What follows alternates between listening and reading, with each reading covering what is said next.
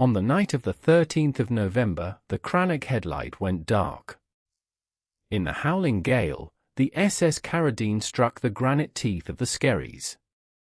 Thomas Pethick, the principal keeper, was found dead at the foot of the lighthouse stairs, his neck broken.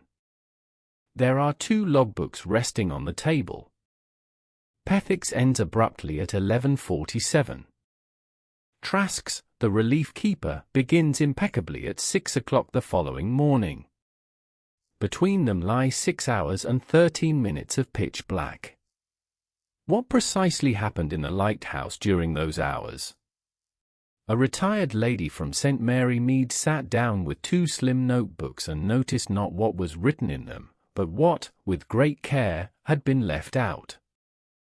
Hello, my friends, and welcome back to Midnight Pages. Jack here. Have you ever noticed how the sea keeps its secrets?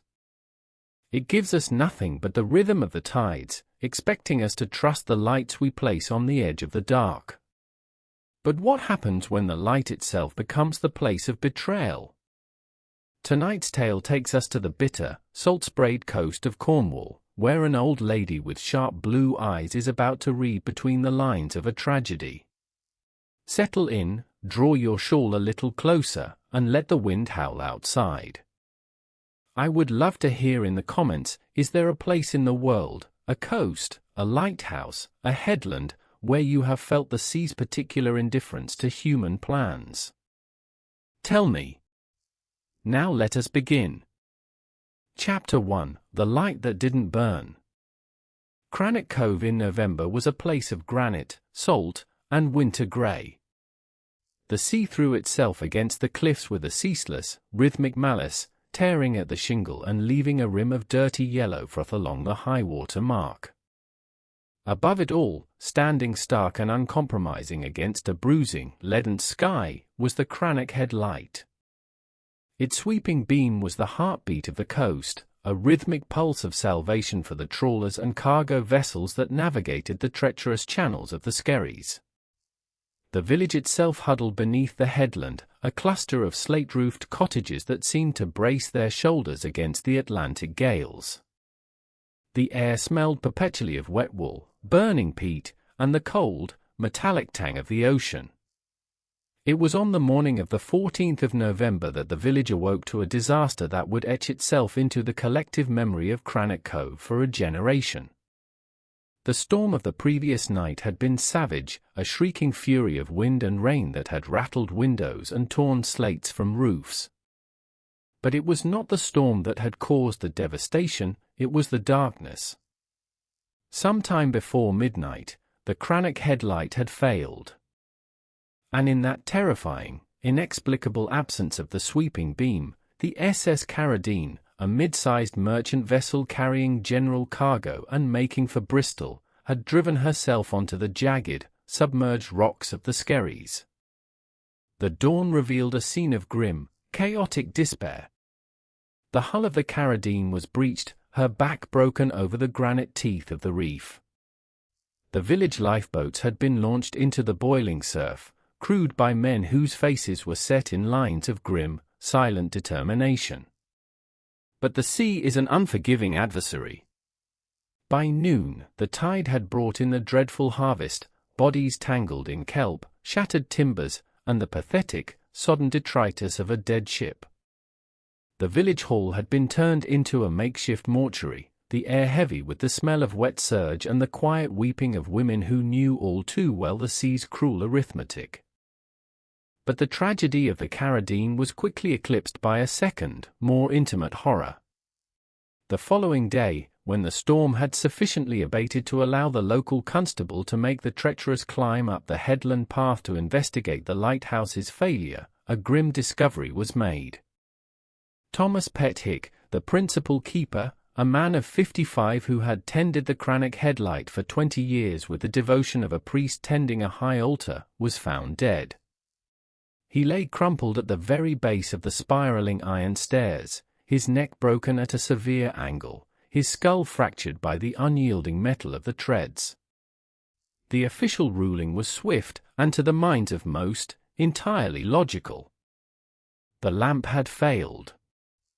Pethick, attempting to descend in the pitch blackness amidst the roaring of the storm to fetch supplies or check the lower mechanisms, had lost his footing on the narrow, perilous stairs. A tragic, fatal accident, born of duty and the treacherous dark. Yet, there was one man in Crannock Cove whose mind refused to rest easily upon this neat conclusion. Mr. Abernathy was the local representative of the Northern Lighthouse Board, a man whose life was governed by regulations, ledgers, and a precise, unwavering routine. He was a tall, stooped man, given to wearing heavy tweed suits even in summer, and possessed of a careful, anxious manner. It was this profound unease that propelled Mr. Abernathy, 2 days after the funerals, through the rain-lashed streets of the village to the door of Mrs. Penrose's cottage. He clutched beneath his overcoat a leather satchel, pressing it to his chest as if shielding it from the very wind.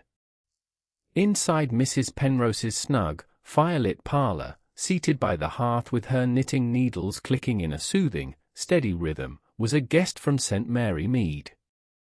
Miss Jane Marple had come to Cornwall for the sea air, upon the strict instructions of her nephew Raymond West, to recover from a mild bout of bronchitis.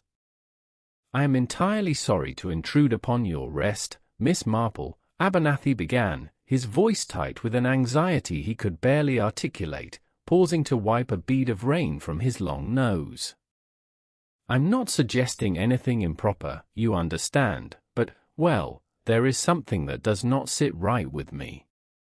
It is the logbooks."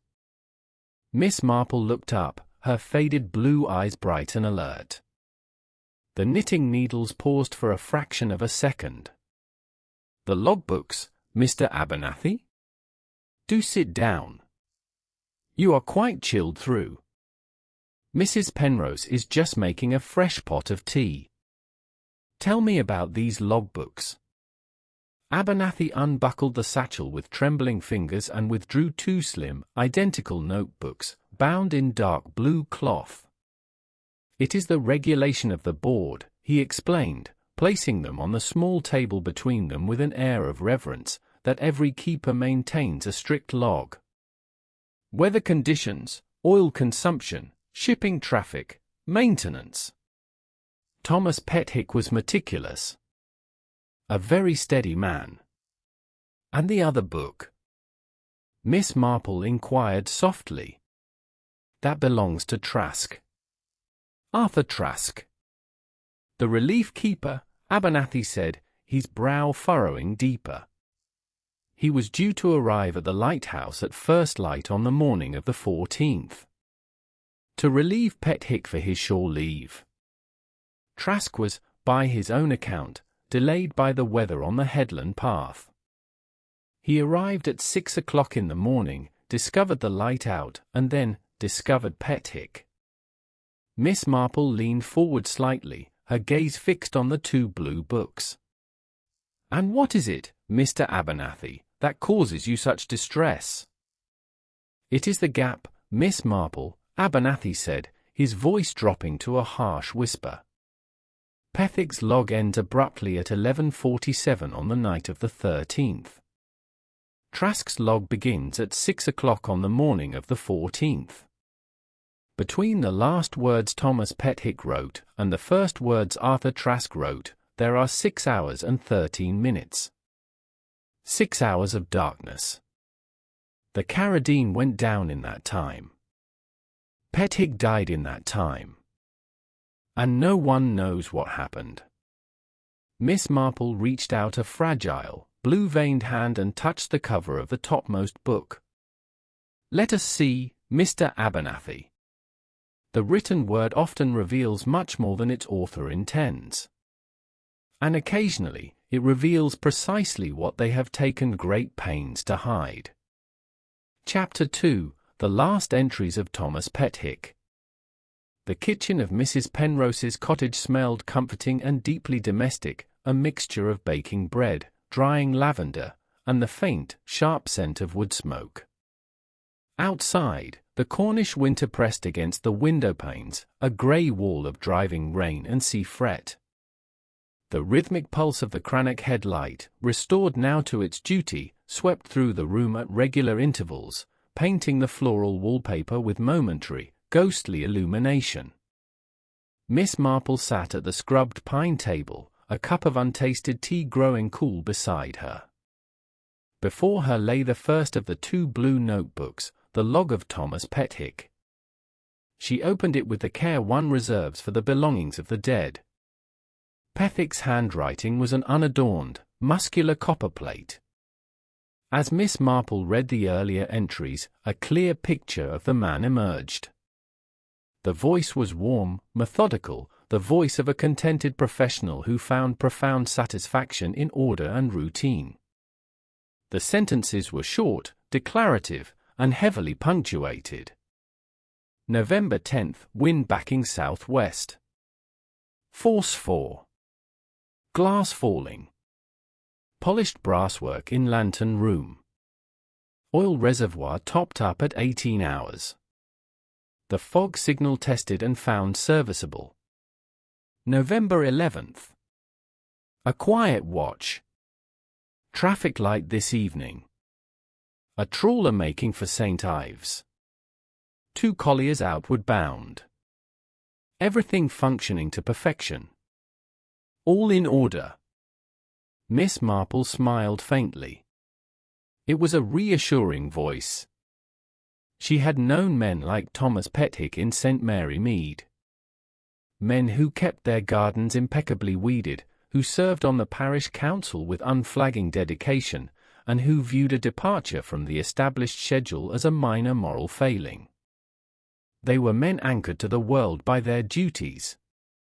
But as she turned the pages, moving closer to the fatal night of the 13th of November, the tone began to shift.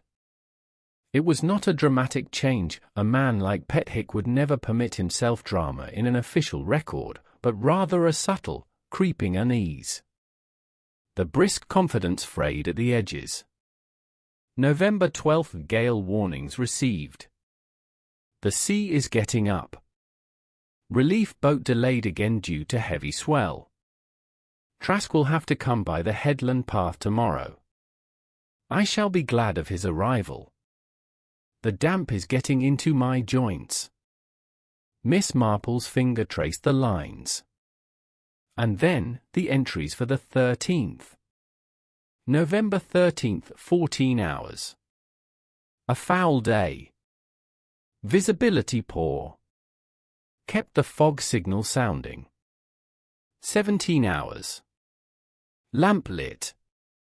Burner functioning normally. I saw a man on the headland path this afternoon.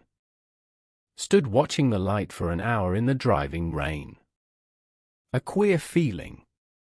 The isolation plays tricks on the eyes. Miss Marple paused. Pethick was not a man given to queer feelings. He was a man of brass polish and oil gauges. To commit such a sentiment to the official log indicated a disturbance of mind far greater than the words themselves suggested. She read the final entry, written just before midnight. 23 hours and 30 minutes. Wind at force 8. A heavy sea running. Light checked. Oil full. Burner trimmed. All in order. Relief keeper due at first light. I shall be glad of shore leave. The wind sounds different tonight. Almost like voices. The handwriting of these last few lines was slightly rushed, the ink a little heavier on the downstrokes, as though the hand holding the pen had been gripped by tension. And then, nothing. The rest of the page was blank. At 11:47, Thomas Pethick had ceased to write. He was afraid, Miss Marple murmured to herself, the sound barely audible over the crackle of the hearth. Mrs. Penrose, who was quietly wiping the draining board, turned her head. "Did you speak, Miss Marple?" Mrs. Penrose asked. She was a woman who said very little, a widow of the sea herself, whose hospitality was her way of participating in the world without intruding upon it. She noticed everything and offered nothing until asked. "I was only thinking of Mr. Pethick," Miss Marple replied mildly. "He filled his oil reservoir. He trimmed his burner. He notes that everything was in perfect order at 11:30. A man who prepares his lamp so meticulously does not expect it to go out. And he certainly does not expect to tumble down the stairs in the dark." Miss Marple closed Pethick's book and set it gently aside. She reached for the second volume. "Now," she said, adjusting her spectacles, "let us see what Mr. Trask has to say about the morning." Chapter 3: What the Relief Keeper Wrote. The second notebook, bearing the name Arthur Trask on the inside cover, was immaculate. There were no smudges of oil, no hurried crossings out. The handwriting was sharp, upright, and entirely devoid of flourish. It was the handwriting of a man who measured every stroke. Miss Marple began to read, her eye scanning the neat lines. Trask's voice leaped from the page, cleaner, more technical, considerably more modern in its phrasing than Pethick's old-fashioned warmth. November 14th, 6 hours. Discovered Crannock Head Light extinguished. Proceeded to investigate. Found principal keeper deceased at base of stairwell. Immediate priority, restoration of the light. Inspected lantern room. Cause of failure, lamp extinguished. Oil reservoir approaching depletion, approximately 1/4 remaining. Mechanism reset. Light restored at 6 hours and 15 minutes. Notified authorities via signal flag at dawn. On the surface, it was an impeccable report. It was the precise, emotionally detached record of a professional dealing with a crisis. But Miss Marple did not read surfaces. She read the gaps. She read the silences. A distinct frown creased her forehead. She read the entry again, and then a third time. The absences began to press themselves upon her, palpable and heavy. First, the arrival. Trask noted he discovered the light out at 6 hours. But he did not record the time he arrived at the lighthouse door. A relief keeper coming off a treacherous headland path in a storm would surely note his exact arrival time, if only to prove he was not late for his watch. Second, the morning lamp. Trask noted restoring the light at 6 hours and 15 minutes. But at 6 hours and 15 minutes in mid-November, the dawn was already breaking. A keeper does not light the main lamp at dawn, he extinguishes it, cleans the glass, and prepares it for the coming evening. Trask wrote of restoring the light as if the act itself were a shield to hide behind. Third, and perhaps most chilling to the old lady from St Mary Mead, the name. Trask referred only to the principal keeper. Never to Thomas Pethick.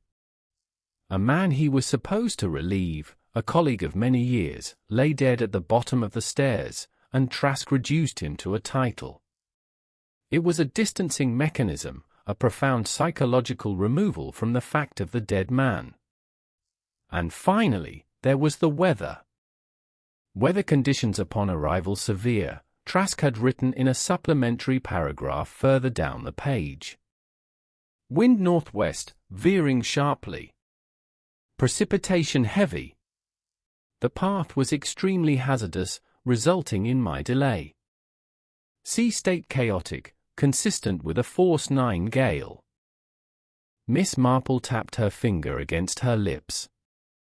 The account was too elaborate. It had a strange, second-hand quality to it, as though Trask were describing a storm he had watched from behind glass, rather than one he had fought his way through. Mr. Abernathy had returned to the cottage that afternoon, his anxiety seemingly intensified by the passing hours. He sat rigidly in the armchair, nursing a cup of tea. "Have you formed any opinion, Miss Marple?" he asked, his voice careful and overly qualified. "I do not wish to prejudice your reading, but I must admit, Trask's behavior since the tragedy has been, well, exemplary. He has been most helpful, cooperative with the police, seemingly deeply grieved by Pethick's passing." Miss Marple looked up from the notebook. Her face was placid, but her eyes held a sudden, hard glint. "He would, wouldn't he, Mr. Abernathy?" she said softly. Abernathy blinked, startled. "I beg your pardon." "A man who is hiding something very large must make sure that everything small is perfectly in its place," Miss Marple explained, smoothing her skirt. "He is helpful because unhelpful people draw attention. He is cooperative because resistance invites scrutiny. And he is grieved because that is what the audience expects." She closed Trask's logbook with a soft, definitive snap. "Mr. Trask has written a very fine account of a tragedy, Mr. Abernathy. But I am very much afraid that he has written it not to record the truth, but to construct a wall to hide behind. A wall made of technical terms and careful omissions." Abernathy looked horrified. "Are you suggesting, Miss Marple?" "I am suggesting," she replied mildly, "that I should very much like to take a walk through the village. One learns so much more about a man from the people he avoids than from the people he seeks out." Chapter 4: Crannock Cove in Winter. The air in Crannock Cove was sharp enough to slice breath, carrying the heavy, bitter scent of the sea and the metallic tang of drying nets. Miss Marple, wrapped securely in her thickest tweed coat and a sensible woolen scarf, navigated the steep, cobbled incline that led down to the harbour. The village in winter was a place of closed doors and drawn curtains, where life retreated inward, leaving the streets to the wind and the gulls. At the harbour wall, a knot of men stood smoking, their collars turned up against the damp. Among them was Coyne, a local salvager and diver, a man of broad shoulders and a face weathered into deep, mahogany creases. He was speaking loudly, his voice carrying over the slap of the water against the stone. "I'm telling you, it's a waste of time dragging the shallows," Coyne was saying, unbothered by the fact that half the village seemed to be listening. "The current off the Skerries pulls out to the deep. If she went down there, she's gone straight into the trench." Miss Marple paused to examine a display of exceptionally plain root vegetables outside the grocer's, positioning herself to hear better. Coyne was a man entirely comfortable taking up space, displaying a blunt directness that suggested he found the local rumors of foul play more amusing than concerning. Further along the street, behind the polished brass plate of a solicitor's office, she observed Hector Paul. Paul was a nervous, dapper little man who looked distinctly out of place in a fishing village. He stood in his window, watching the harbour with rapid, darting movements of his head, like a bird expecting a predator. When he noticed Miss Marple looking in his direction, he retreated hastily into the gloom of his office, his movements abrupt and unfinished. It was Inspector Nankervis who provided the official perspective. Miss Marple encountered him outside the village hall, a large, steady man with the deliberate movements of someone used to dealing with immovable objects. He touched the brim of his hat respectfully, though his eyes betrayed a mild, patronizing amusement at the presence of the elderly amateur. "Morning to you, Miss Marple. Taking the air? It's bracing, to be sure." "Very bracing, Inspector. I was just admiring the resilience of your community. It has been a terrible week." Nankervis sighed, a heavy exhalation of breath. It has. Abernathy tells me you've been looking at the logbooks. With respect, a logbook is just a piece of paper. I prefer to look at the men. Coin, now. He was out near the headland that night. Swears he was securing his boat, but he's a salvager. He thrives on wrecks.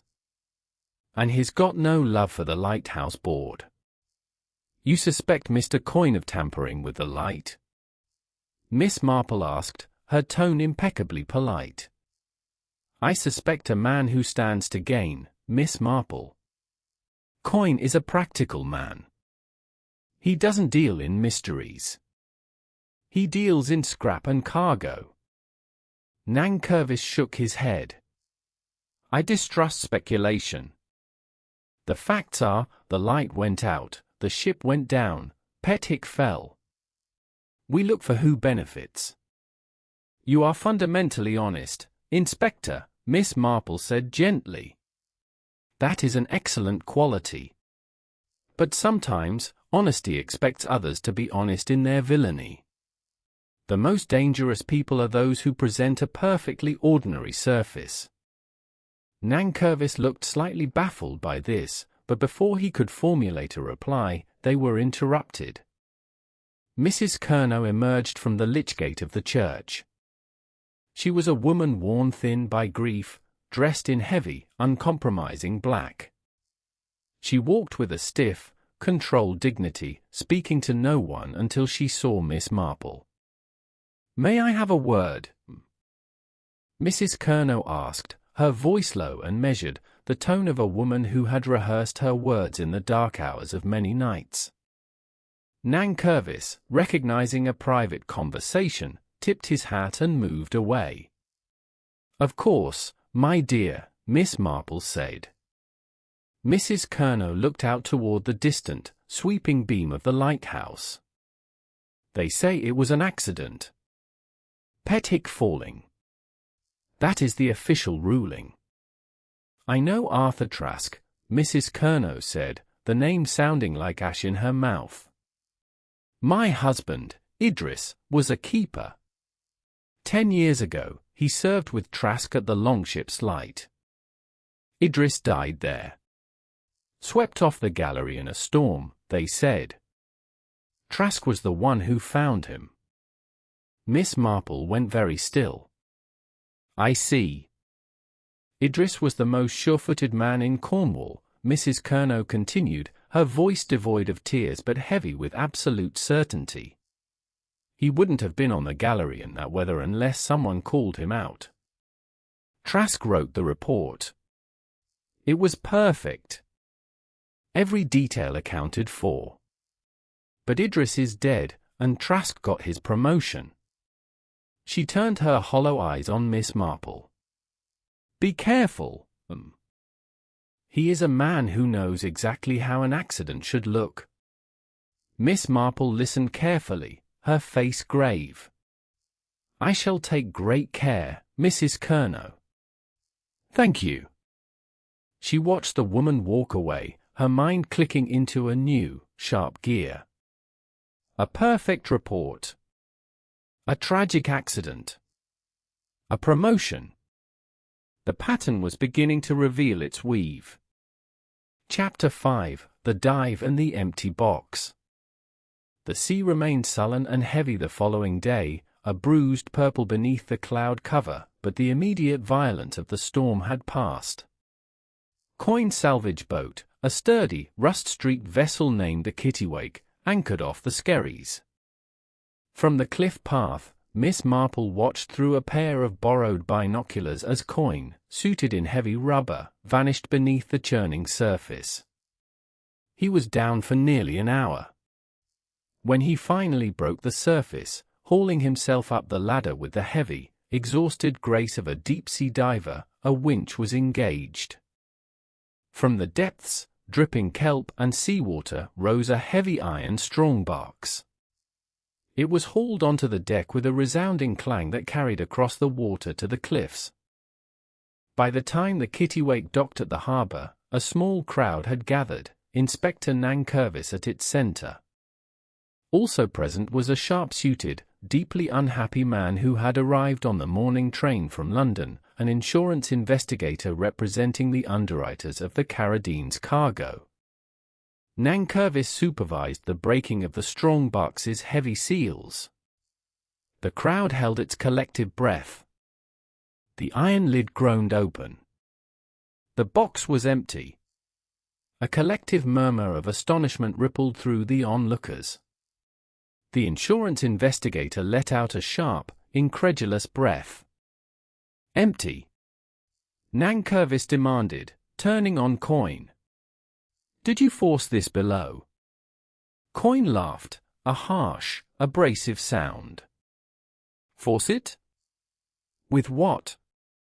"The seals were intact. You saw me break them here." The insurance investigator stepped forward, wiping his brow with a silk handkerchief. "I don't understand," he stammered. The manifest, the Carradine was carrying a consignment of uncut industrial diamonds.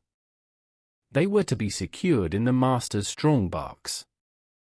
Hector Paul, the nervous solicitor, who had been hovering at the edge of the crowd, suddenly stepped backward, his face the color of old parchment. Nankervis noticed. "Mr. Paul," the inspector said sharply. "You handled the local filings for the shipping company, did you not?" Yes, but I merely processed the paperwork, Inspector," Paul said, his sentences trailing off into high-pitched squeaks. "I assure you, I have no knowledge of—" "I mean, if the manifest was out of date." "Out of date," the insurance investigator snapped. "What do you mean, out of date?" Paul swallowed hard, his eyes darting frantically. "I received a telex this morning. The diamonds, they were moved to a different vessel 6 months ago. The shipping line updated their internal registry, but the outward manifest filed in Bristol was never amended. An administrative error. The Carradine hasn't carried diamonds for half a year." The silence on the dock was profound, broken only by the cry of a gull. The box had been empty all along. Miss Marple, standing quietly near a pile of lobster pots, felt a sudden, sharp clarity. Her mind went back, as it so often did, to the village of St Mary Mead. She remembered the curious case of Mr. Finch, the sub-postmaster. Mr. Finch had been a man of fastidious, almost maddeningly precise habits. He maintained a receipt book for the sale of postal orders, ruling the lines himself with a red pen. When a sum of £10 went missing from the till, the local constabulary had seized the receipt book. They discovered, to their immense suspicion, a gap, a full week where no entries had been made, right at the time the money vanished. Mr. Finch was thoroughly interrogated. It turned out, quite innocently, that his elderly sister had borrowed the book to use the pages for compiling her Christmas address list, and he, horrified by the breach of protocol, had simply skipped those pages. The thief had been the butcher's boy. But the principle, Miss Marple thought, tightening her scarf, remained absolute. A methodical person does not leave a gap in their routine unless something extraordinary happens to disrupt it. Mr. Pethick was methodical. He wrote all in orders at 23 hours and 30 minutes. He did not write again. The gap in his logbook was not a mistake, it was the exact moment the extraordinary, terrible thing had occurred. And Trask, a man who built perfect walls of words, had deliberately omitted his arrival time. Someone had sought a treasure that did not exist. Someone had killed for an empty box. And Miss Marple knew precisely where to look for him. Chapter 6, Miss Marple reads between the lines. The fire in Mrs. Penrose's parlour had burned down to a glowing, ruby heart. Miss Marple sat in the high-backed armchair, the 2 blue logbooks resting on her lap. Across from her, Mr. Abernathy leaned forward, his face pale, his hands gripped tightly together. "You must explain it to me, Miss Marple," Abernathy pleaded, his usual careful syntax fracturing slightly. The police are entirely focused on Hector Paul and his administrative errors, or on Coyne and his diving. But you are looking at the books. Because the books tell the truth, Mr. Abernathy, even when the authors intend them to lie, Miss Marple said gently. Let us consider the oil. She opened Trask's notebook. Mr. Trask records that upon discovering the extinguished lamp at 6 o'clock in the morning, the oil reservoir was approaching depletion, approximately 1/4 remaining. He implies that the lamp burned until it exhausted its fuel. She then opened Pethick's notebook.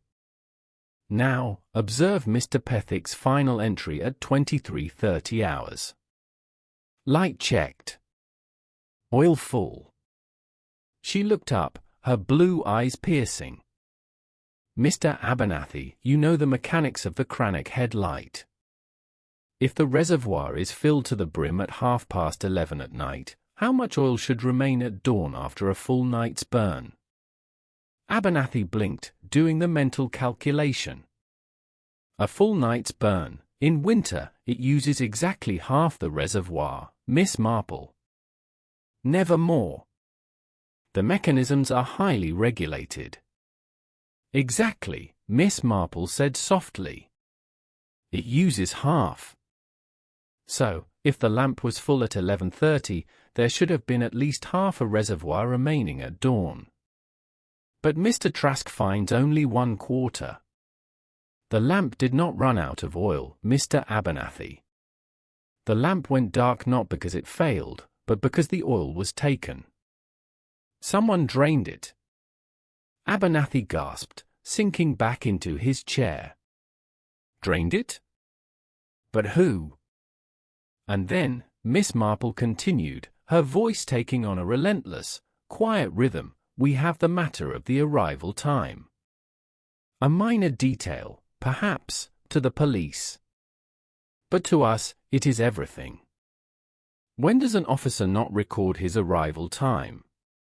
She did not wait for Abernathy to answer. Her mind was already pulling another thread from the tapestry of her life in St Mary Mead. I am reminded, she said, her tone conversational, of Mr. Beasley, our local umbrella repairman. A perfectly respectable man, but he was accused, entirely falsely, of taking a gold pocket watch from the vestry. When Inspector Slack questioned him, Mr. Beasley explained his movements for that afternoon with excruciating, meticulous detail. He recited the exact minute he had tea, the precise number of spokes he repaired, the very direction of the wind when he walked home. He had rehearsed it. Guilty men rehearse their innocence, Mr. Abernathy. They explain the wrong things too carefully. An innocent man, when asked where he was at 3 o'clock last Tuesday, generally says, I really can't remember. She tapped Trask's logbook. Look at this account of the weather. It is not the account of a man who fought through a storm. It is the account of a man who needs the storm to be an excuse. He over-explains the wind and the path, but he omits the one thing that would anchor him to the reality of the morning, the time he walked through the door. Why? Because if he wrote his true arrival time, it would conflict with his story. And if he invented an arrival time, he risked being contradicted by a detail he hadn't foreseen. So, he left it out entirely. He arrived considerably earlier than supposed, Mr. Abernathy. He was there during the dark hours. Abernathy stared at the books, horror dawning in his eyes. Trask. You believe Trask drained the oil? You believe he killed Pethick? I believe, Miss Marple said, closing the books and stacking them neatly, that Mr. Trask is a very methodical man who planned for everything, except the unpredictability of human nature. And the fact that the strongbox on the Carradine was empty. Chapter 7, The Harbour at Dusk.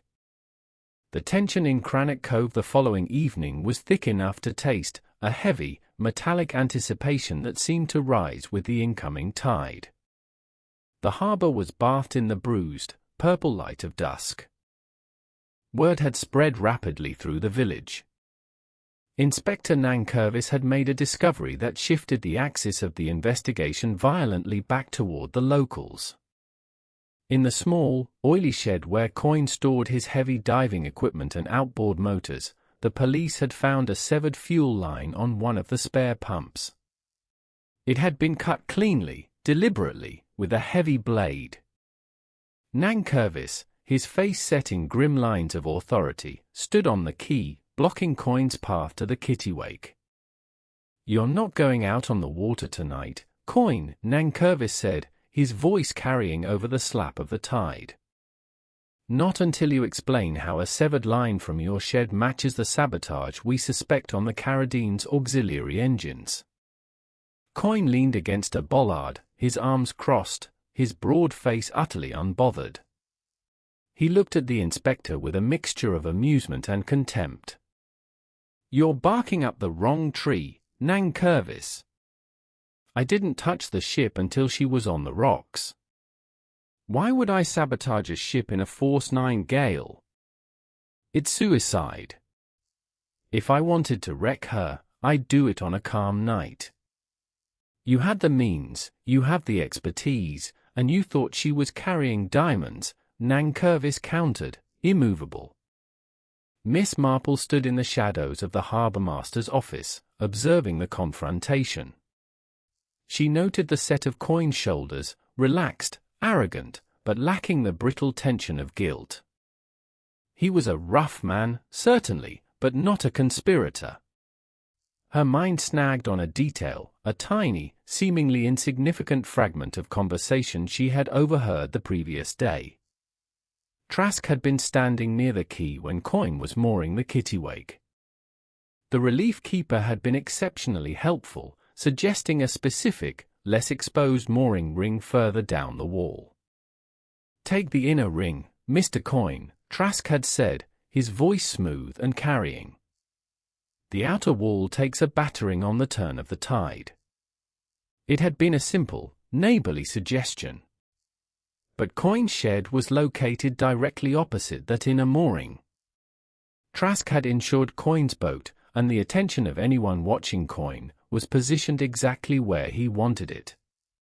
She turned away from the argument, pulling her coat tighter against the wind, and made her way back up the steep cobbled lane.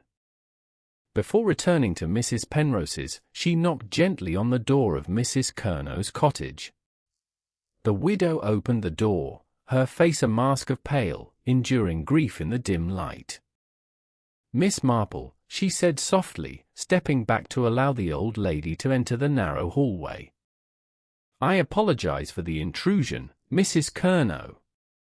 I only wish to ask you one small question about the morning the Carradine was wrecked. When the rescue boats came back in, where was Arthur Trask?" Mrs. Curnow did not hesitate. The memory was clearly burned into her mind. He was on the quay. He was the first one down from the headland when the news spread. First to the quay when the Carradine came in. Her mouth tightened into a bitter line.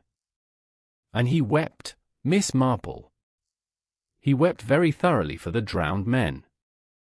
Just as he wept for my Idris."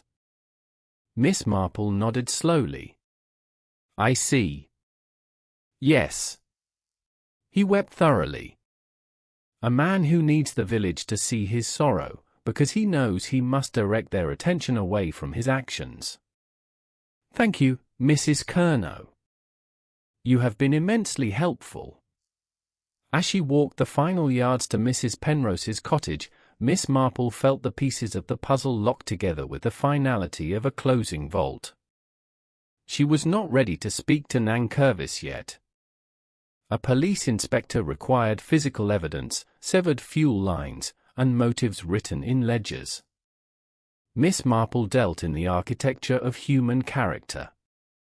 And she knew that to catch a man who built perfect walls, one had to step inside his house and invite him to explain the view. Chapter 8: The Wrong Things Too Carefully Explained. The climb up the headland path to the Crannock Head Light was punishing. The wind, though lesser than the night of the storm, still tore at Miss Marple's coat, threatening to unbalance her on the slick, granite steps. Mr. Abernathy, pale and perspiring despite the cold, walked just ahead, offering a hand at the steepest points. "I still do not understand what you hope to achieve, Miss Marple," Abernathy panted, his anxiety practically vibrating in the cold air. "If he is a murderer, it is highly dangerous to confront him alone." "I am not confronting him, Mr. Abernathy," she replied serenely, pausing to catch her breath. "I am merely paying a call. One should always inspect the premises. And he will not harm us. He is currently playing the role of the devoted, grieving keeper. Violence now would ruin his narrative." They reached the heavy iron door of the lighthouse. Abernathy unlocked it with his master key. Inside, the air was immediately different, still, echoing, smelling powerfully of brass polish, paraffin, and cold iron. Miss Marple stood at the base of the spiraling stairs. She looked down at the exact spot where Thomas Pethick had been found. The iron treads curved upward into the gloom, a dizzying ascent. She touched the cold metal of the banister. "He fell from high up," she murmured. "But not from the top. He was descending." They climbed to the lantern room.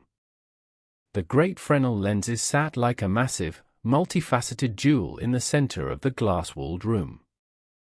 Arthur Trask was there, polishing a brass fitting with rhythmic, dedicated strokes. He turned as they entered, his face registering mild surprise, followed instantly by a polite, accommodating smile. "Mr. Abernathy. And Miss Marple, I believe." Trask's voice was smooth, cultured, perfectly modulated. He wiped his hands on a clean cloth.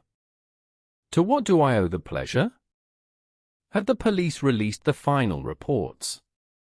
"Not quite yet, Mr. Trask," Miss Marple said, moving slowly around the great lens, her eyes taking in the oil reservoir, the burnished copper tubing, the impeccable order of the room.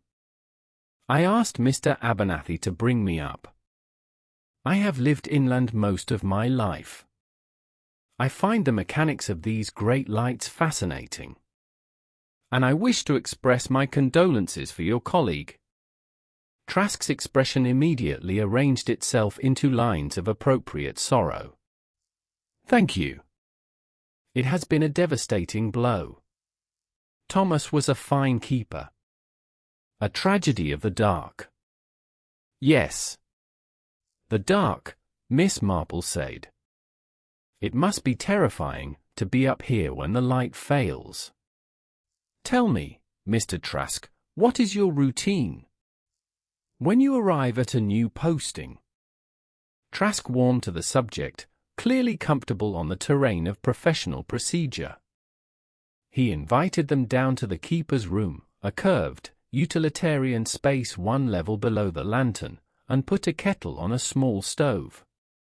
As he prepared the tea, he talked. He explained his methods in practiced, considerable detail. He detailed how he checked the weather gauges, how he inspected the exterior masonry, how he introduced himself to the principal keeper. His sentences flowed effortlessly, a river of competence. And then, as he handed Miss Marple a cup of tea, the small thing paid off. "I am a stickler for the rules, Miss Marple," Trask said, smiling modestly. "At our first meeting with the board, I made it clear, I always note the precise time of arrival at any new posting. Down to the minute. It is a point of professional pride." Miss Marple took a slow sip of her tea.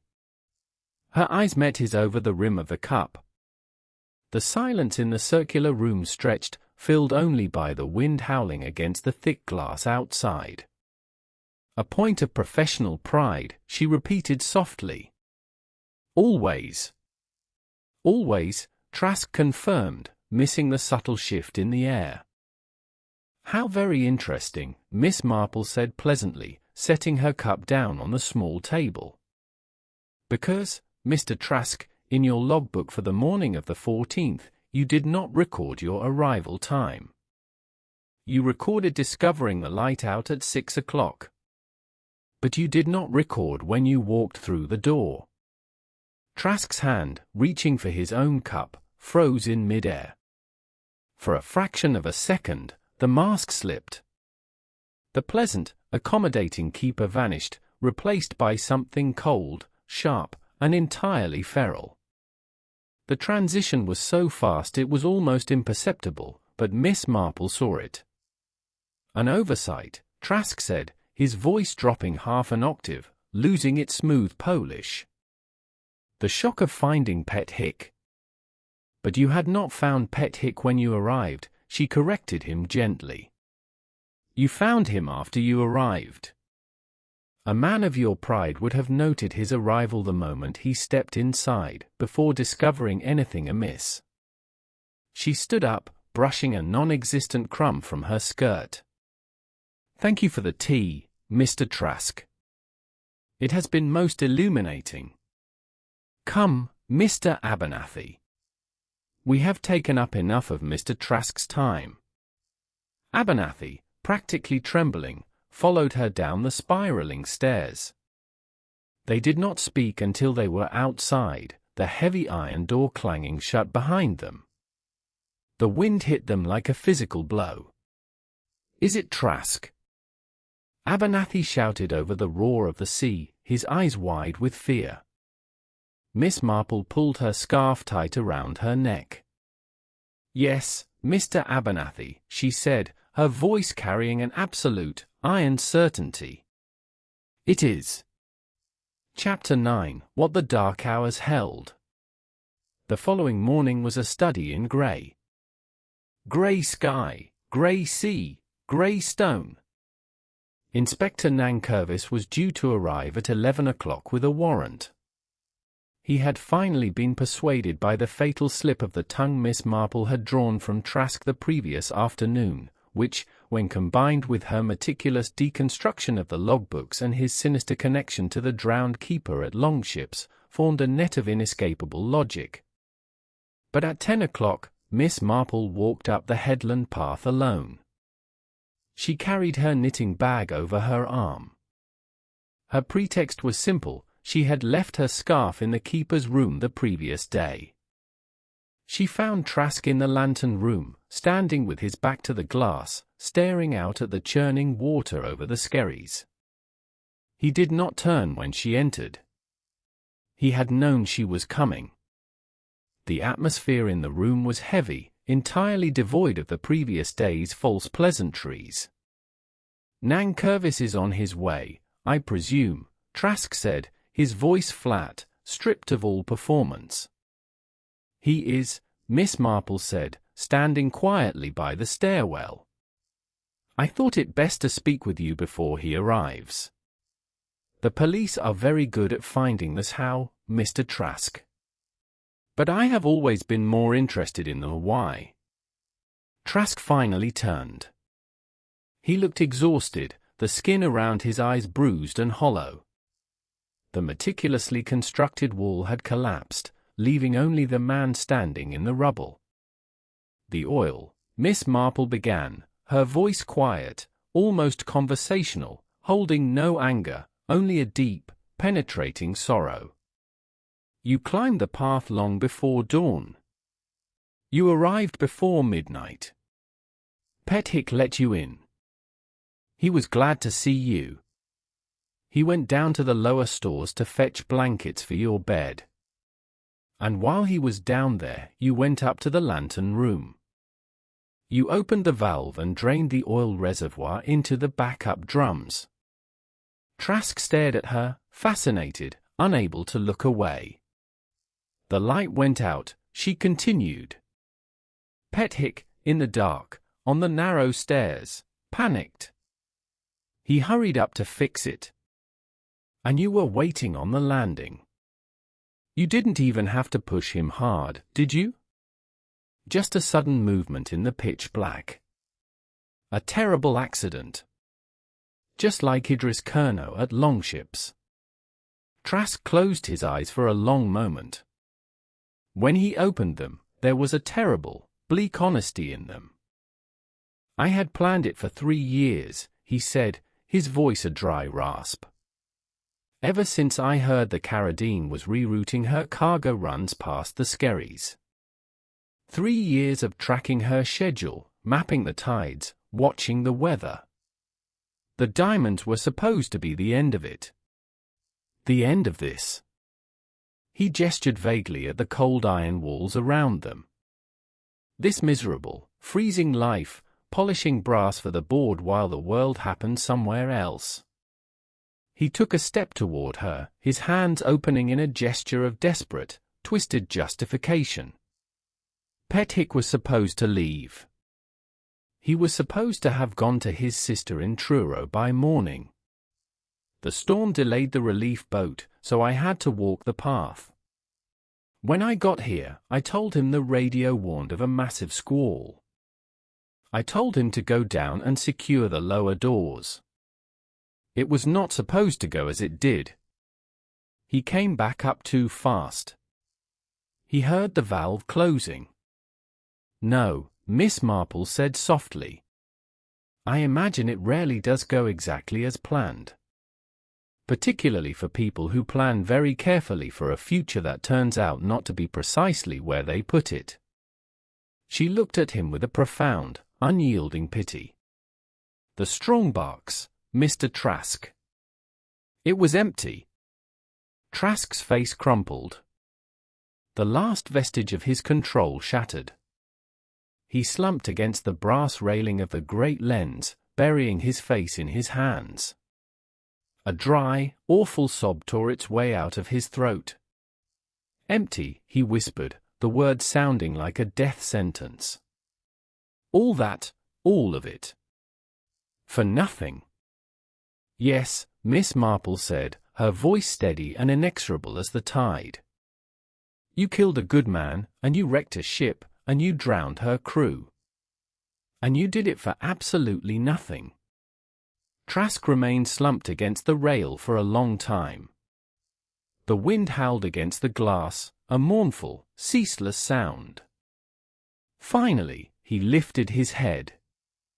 He looked older, broken, hollowed out from the inside. I don't want to explain it to Abernathy, Trask said quietly. He wouldn't understand. Tell Nankervis I'll see him myself.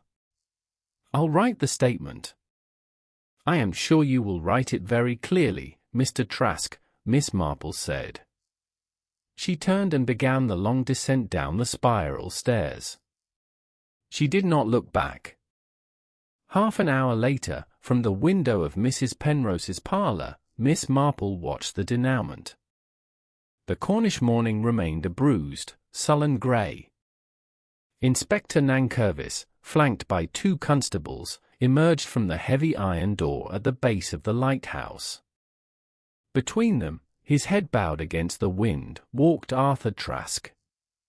They moved slowly down the steep, treacherous path, tiny figures against the massive, unyielding face of the granite cliff. Above them, the Crannock Head Light stood indifferent to the human tragedy that had played out within its walls. The great machinery had been reset, the oil replenished. The beam swept out over the Skerries in its eternal, rhythmic arc, piercing the gloom, an unblinking eye watching the restless, secret-keeping sea. Miss Marple let the curtain fall back into place, picked up her knitting, and returned to the quiet warmth of the fire. Well, my friends, it seems the sea isn't the only thing that hides dangerous currents beneath a calm surface. Sometimes, the most perilous gaps are the ones we leave in the stories we tell about ourselves. I hope you found some comfort by our fire tonight, even as the storm raged outside. If you enjoyed our journey to Crannock Cove, please do leave a comment. I always love reading your thoughts, and consider subscribing so we can share another tale when the nights draw in. Until then, keep your own lights burning bright, trust your instincts, and from my fireside to yours, a very warm good night.